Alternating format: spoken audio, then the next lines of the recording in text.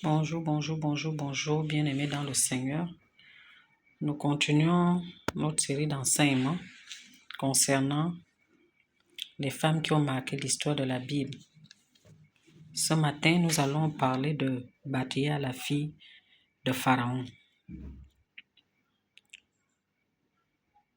Donc, nous allons d'abord demander à l'Esprit Saint de nous accompagner. Que l'Esprit Saint vienne nous éclairer maintenant, nous guide par rapport à tout ce que nous allons dire ce matin. Merci. Donc, j'étais en train de dire que aujourd'hui, nous allons parler de Bathia. Bathia, c'est la fille de Pharaon. Il faut dire que Pharaon avait utilisé une première stratégie, celle de faire éliminer les enfants des Hébreux à la naissance, par le canal des deux sages-femmes, Shifra et Pua. Mais elles avaient la crainte de Dieu. Ayant la crainte de Dieu, elles n'ont pas obtempéré. Donc, il a trouvé une autre solution.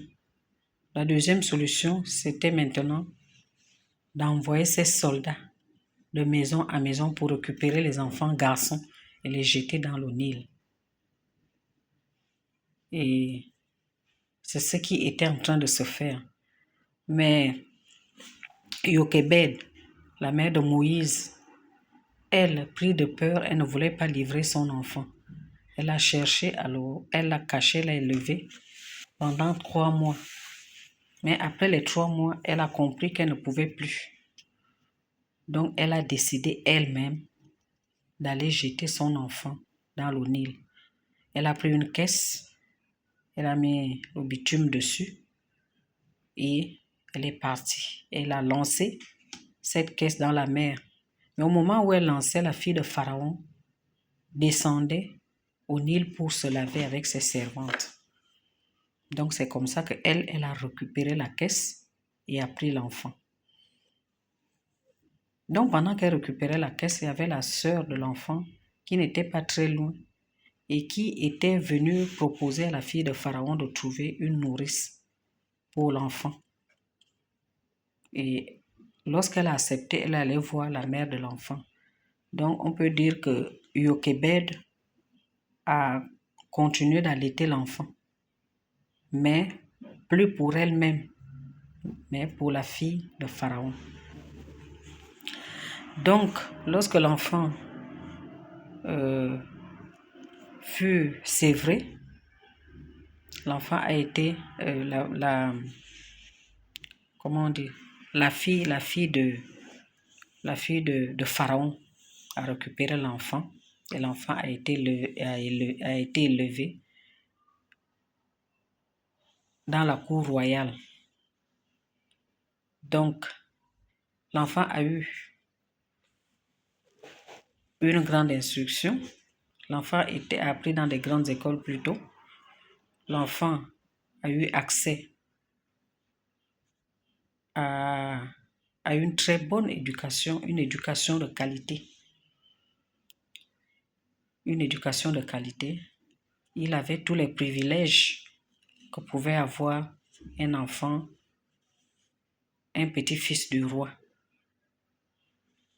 Il a eu tous ces privilèges. Il grandit et lorsqu'il devint grand,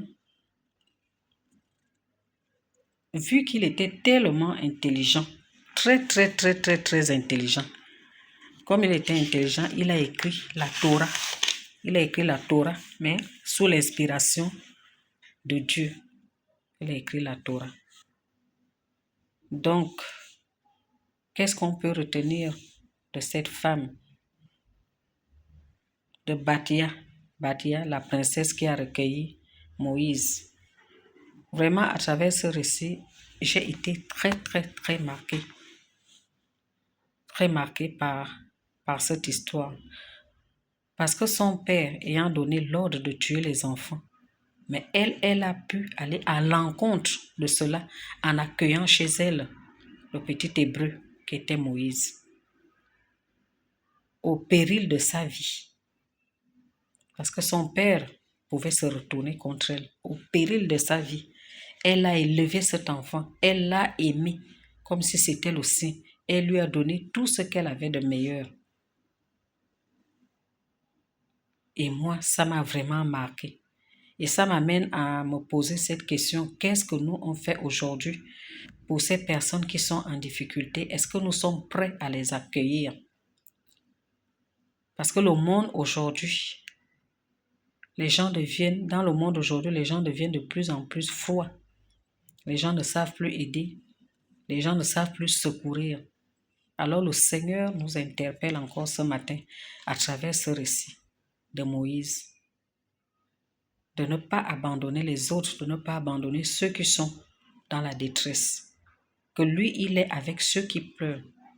Alors mes bien-aimés, faisons cet effort aujourd'hui d'accueillir l'étranger, de le mettre, non seulement de l'accueillir, mais de le mettre dans des conditions pour qu'il puisse, pour que le séjour puisse lui être agréable. Arrêtons de faire des divisions parce que un peuple désuni est un peuple vraiment exposé, étant donné que Dieu lui-même nous enseigne l'amour. Et pour ça, je reviens encore sur le nom de cette fille Batiyat, qui signifie fille de Dieu.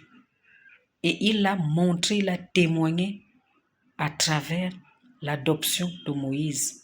Parce qu'on ne nous a pas dit que Moïse a été une seule fois maltraité. Non. Et pourtant, elle savait que cet enfant n'était pas de sa race. Elle l'a élevé avec tous les privilèges d'un prince. Alors, mes bien-aimés, regardons autour de nous. Faisons du bien, ayons compassion pour les autres. Ayons compassion. Il y a toujours quelqu'un autour de nous qui aura besoin de nous. Donc faisons cet effort dès aujourd'hui d'avoir compassion pour les autres, de savoir accueillir celui ou celle qui ne parle pas la même langue que moi, ou qui n'est pas de la même contrée, quelqu'un avec qui on n'a pas de lien. Sachons les accueillir, parce que ce sont des histoires qui marquent, et c'est ce qui fait en sorte que nous soyons vraiment dignes d'être appelés enfants de Dieu, parce que nous ne pouvons pas agir comme le monde, et même le monde sait avoir compassion. Bien-aimés dans le Seigneur, vraiment c'est ce que j'avais à dire ce matin. Nous implorons la miséricorde de Dieu pour qu'il touche nos cœurs, pour que nous puissions vraiment être à la hauteur de cette femme, cette brave femme qui a laissé son nom dans l'histoire. Donc, je vous remercie et bonne journée.